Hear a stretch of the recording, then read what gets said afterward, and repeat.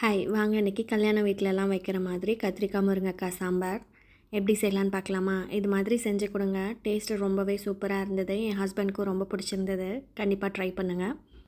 இப்போ ஒரு குக்கரில் துவரம் பருப்பு, கொஞ்சமாக பாசிப்பருப்பு, நான் 2 பருப்புமே எடுத்துப்பேன். டேஸ்ட் நல்லாயிருக்கும். ஸோ பூண்டு, ஜீரகம், கொஞ்சமாக தக்காளி, விளக்கெண்ணெய் எல்லாம் ஊற்றி தண்ணி ஊற்றி நல்லா வேக வச்சு எடுத்துக்கோங்க. வெந்ததுக்கப்புறமா அதை நல்லா மசிச்சு விட்டுடுங்க. இப்போ ஒரு பேனில் கொஞ்சமாக கடுகு, உளுத்தம் பருப்பு, கொஞ்சம் ஜீரகம், கருவேப்பிலை, 2 வரமிளகா, பூண்டு, அது கூடவே சின்ன வெங்காயம் எல்லாம் போட்டு நல்லா வதக்கி விட்டுருங்க.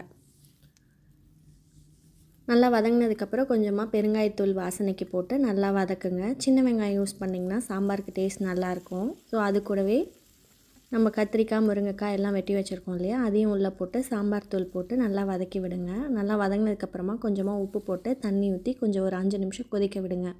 அது நல்லா கொதித்ததுக்கப்புறமா நம்ம பருப்பு எடுத்து உள்ளே ஊற்றி தண்ணி ஊற்றி நல்லா கொதித்ததுக்கப்புறமா ஃபைனலாக கொஞ்சமாக புளி கரைச்சி ஊற்றிக்கோங்க. அப்போ தான் சாப்பாட்டுக்கு நல்லாயிருக்கும். ஸோ லாஸ்ட்டாக நான் என்னென்னா கொஞ்சமாக நெய், தேங்காய் பூ போட்டு வாசனைக்கு எடுத்து ஊற்றி சர்வ் பண்ணுங்கள். சாம்பார் அவ்வளோ சூப்பராக இருக்கும்.